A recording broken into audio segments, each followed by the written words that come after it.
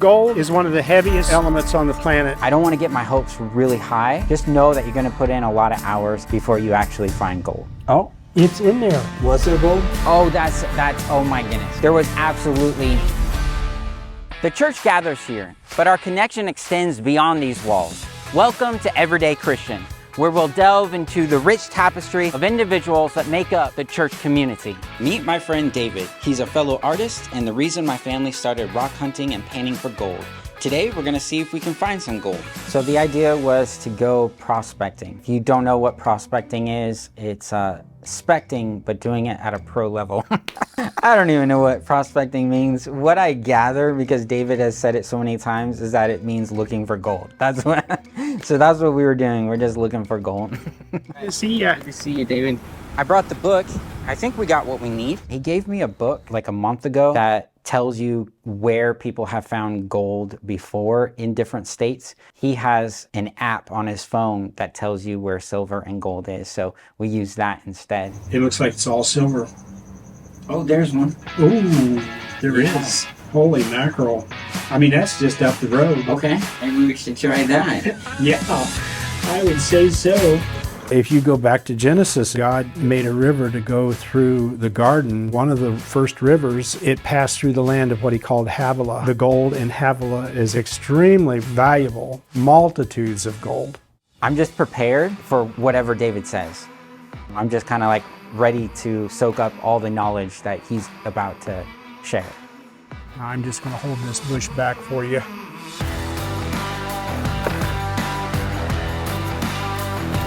We were taking a sample underneath a heavy rock. Gold does not lie on the surface, and because of the tree and those rocks, that's a good area to trap gold. Water breaks around this side. That's why all this deposits right here in just the one area. So right in here be another good place. If we do find anything, it's going to be extremely fine. Look at the difference. See the bed down there? Yeah. It's solid, and that's underneath this top wow. layer. So we probably want a little bit of that. Gold is one of the heaviest elements on the planet, so it always goes to the bottom of any riverbed, any ancient creek bed. Let's see, are we picking up anything at all? Yeah, let's go ahead and keep a little bit of that. I don't want to get my hopes really high. The hope is definitely there, but you don't set your hopes so high that you're crushed and then want to give up. Just know that you're going to put in a lot of hours, a lot of work, before you actually find gold. If we find any gold, it's probably going to be extremely flake and insignificant. Don't get our hopes up. But like I said, it's all about also just looking and enjoying the environment and being outdoors and learning about a little bit about the geology that goes along with this. What is magnetite? It's a rock that has a magnetic field. It's fine and it accumulates with gold because it's heavier than the sands that it's in. And that's why it's so odd to find it on the surface the way it is here. The area that we ended up in looked like it had the potential for gold, but it had an anomaly that's not normal, and that is the black sands, the magnetite, were on the surface. If David, my son, was here, he would... Oh, he'd be all over this. Yeah. Yeah, the most interesting find so far is this. Yeah, this was my dad's shovel. Oh, wow. I've had this shovel since my dad was alive. This is one of the first shovels I ever had to use. Man. He put me to work. When I first came out of here, I started immediately going through the ghost towns and all of the stuff that was wide open. The first thing I did was study about the mining history for all of Arizona. Then I found the mine locations, and I had a 1950 Willys Jeep. I would take that Jeep everywhere and go into these mining camps and deserted ghost towns and so forth. And back then you could do it. And then I joined the GPA, which is a prospectors club. That's when I started going into the actual mining claims that were filed and able to actually start accumulating gold. Where are we off to now? We're going to go check this dirt out. Joshua, David painted those two paintings up there. He also did this one with the birds.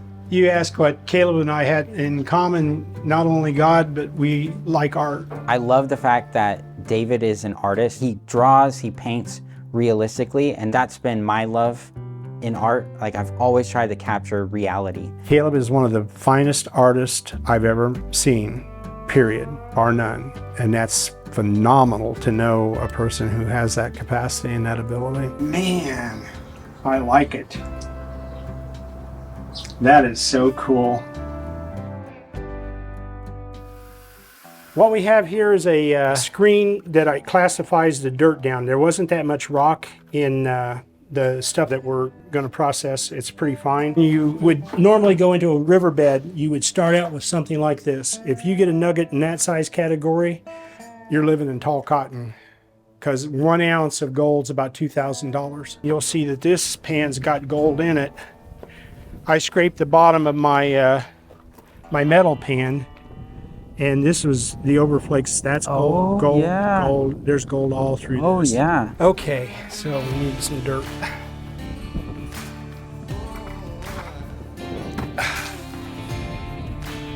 Yeah, there we go.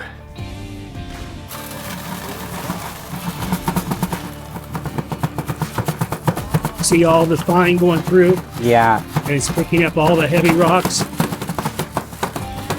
And there were more big rocks in here than I thought.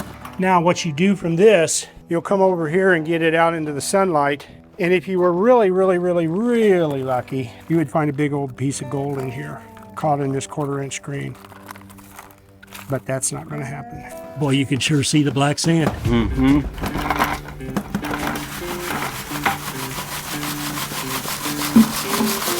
All right, there's the concentrate. So that we're ready to start panning. All right. So these ripples are going to catch any of the gold that might be in there and the heaviest things that are in there. He's getting rid of the mud off of the rocks, so it's actually cleansing the rocks now. Yeah, Caleb is really, really taking on to this so quickly. To become a good panner is difficult. A lot of people can't do it, but he picked up the skill almost immediately. And I think a lot of it has to do with an artistic ability that he has with the precision that he does his artwork with. He has the same precision in this. And this looks like a lot of work, and it is. You have to do this because you love to do it, because it's the excitement of finding and the processing. I mean, just the skill and the ability to be able to do it. When I was young, this is all I liked to do. The earth gives us all this stuff. God gives us all this stuff. And learning how to take what he's given us, those minerals, gold, silver, iron, copper, all of these gifts that he's given us to build all these different things that we make, automobiles and aluminum and towers, and it was how it was meant to be. This is really the way it's supposed to be. Oh. Did you? Maybe. I'm not sure if that. Oh, I see it. That little speck. Yes, it is. Oh. It's in there. We don't want to get rid of any more of the sand. Okay. So we need to dump this into another container. Oh. It's in there. Oh, wait, what is this? Yeah, but there was There a piece in is. There I think is. so. There absolutely is gold in it. That is so heavy. You cannot believe how heavy that is. And there is gold in there. I cannot believe that. You guys are so rare in the mix of humanity that I have been exposed to my whole life. I've never met anybody like you or your families. And in the most positive way. I mean, you guys are a light shining in a very, very obscured and confusing world. Something about David that I love is his ability to give compliments in a way that you can actually receive them. There's a verse in the Bible that says, honor others above yourself.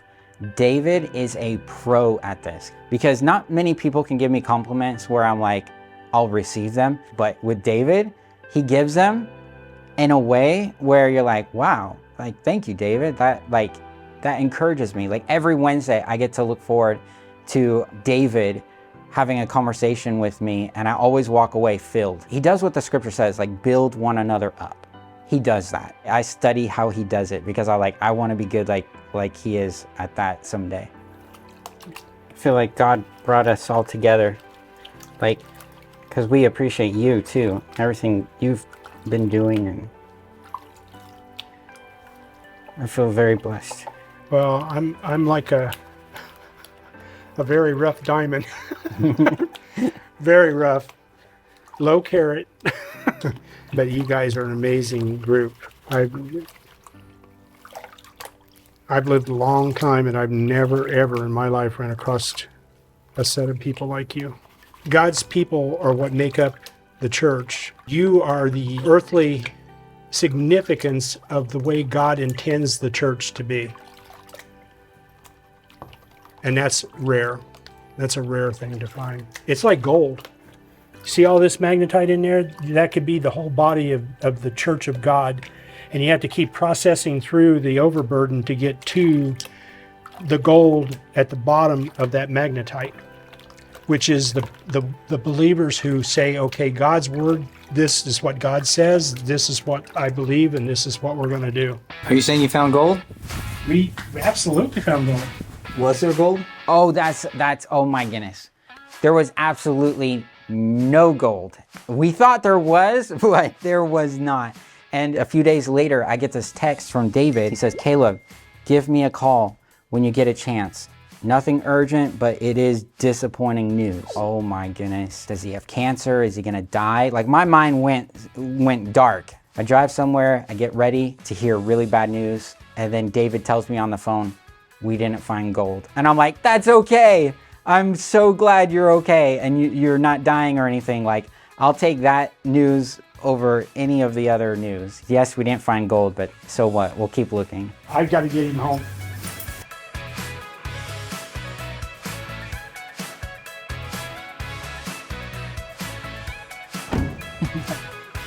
Hey, David, Yeah, thank you so much. You bet. Okay, take care. Hi, David.